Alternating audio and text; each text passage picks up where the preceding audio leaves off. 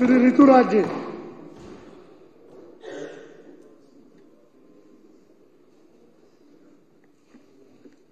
बहुत बहुत धन्यवाद अध्यक्ष जी। आपने मुझे बहुत संक्षेप में रखिए ऋतुराज जी प्लीज। संक्षेप में, भारती जी ने ज्यादा समय ले लिया, आप मुझे संक्षेप में कह रहे हैं। अध्यक्ष जी, हम लोग बचपन से सुनते आए हैं कि ठंडा मतलब कोको कोला होता है, और इस देश में गंदी राजनीति का मतलब भारतीय जनता पार्टी होती है सर। अभी क्योंकि आपने मुझे कहा है संक्षेप में कहना है, दिल्ली के अंदर, देश के अंदर मोदी जी को 4 बार हराने का काम एक ही नेता ने किया है, उसका नाम अरविंद केजरीवाल है। कैसे किया है?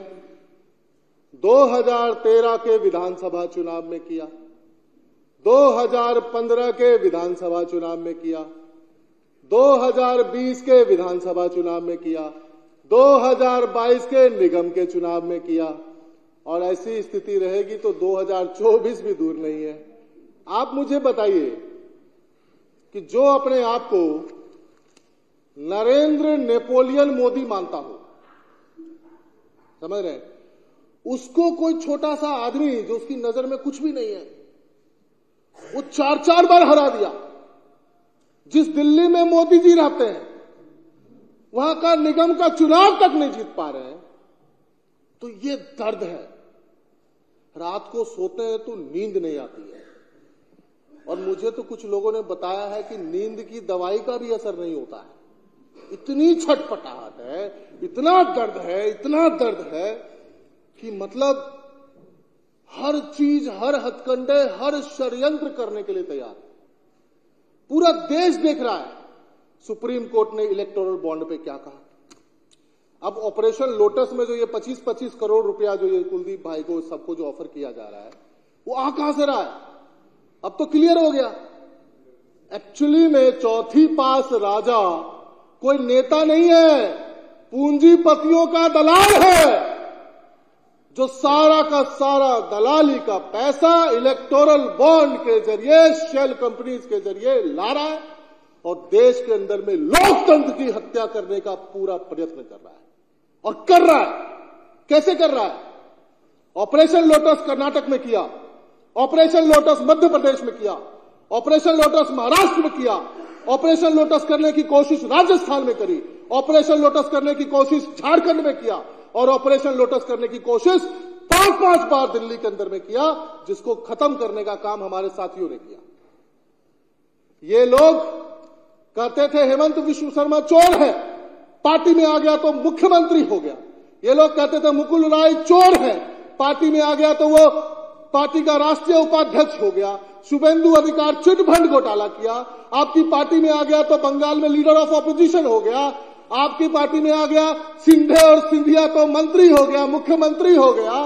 सुखराम जो है सो बच गया। यही तो दिक्कत है, यही तो दर्द है।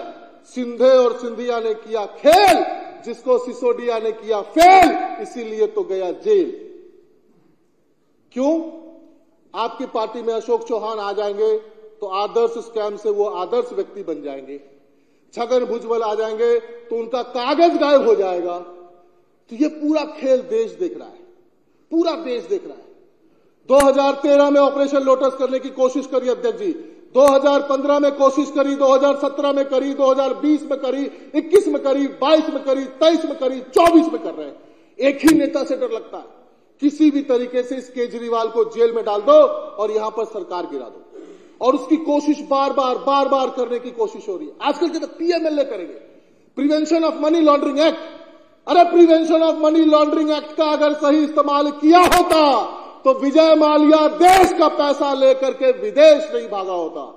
Prevention of money laundering act का इस्तेमाल किया होता तो ललित मोदी, नीरव मोदी, महिल चौकसी आज विदेश में बैठ करके ऐश नहीं कर रहे होते, देश का पैसा लूट करके नहीं जाते, वो जेल में होते। और देश के अंदर में सबसे अच्छा शिक्षा पे काम करने वाला शिक्षा मंत्री को 1 साल से जबरदस्ती आपने जेल में रखा हुआ है, और कहते हो हमारे मुख्यमंत्री अरविंद केजरीवाल जी को जेल में डाल करके हम लोगों को तोड़ोगे। अरे हम वो टूटने वाले लोग नहीं है, हम वो बिकने वाले लोग नहीं है। हम उस नेता अरविंद केजरीवाल जी के लिए अपनी जान दे सकते हैं, मर सकते हैं, मिट सकते हैं, कट सकते हैं। हमारी औकात क्या थी? हम सब बिहार, उत्तर प्रदेश के पूर्वांचल के छोटे मोटे लोग थे। मेरे पिताजी टीचर थे, मैं छोटी मोटी नौकरी किया करता था। हम जैसे बच्चों को उंगली पकड़ के चलना सिखाया, राजनीति में लेकर गया, सेवा का मतलब सिखाया।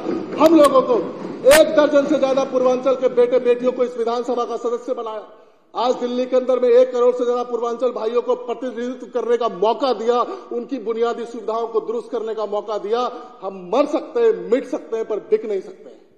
तो ज्यादा नहीं कहते हुए मैं अरविंद केजरीवाल जी को इस सदन के माध्यम से आश्वस्त करना चाहता हूं, दुनिया की कोई ताकत हमें नहीं खरीद सकती है। जय हिंद, जय भारत।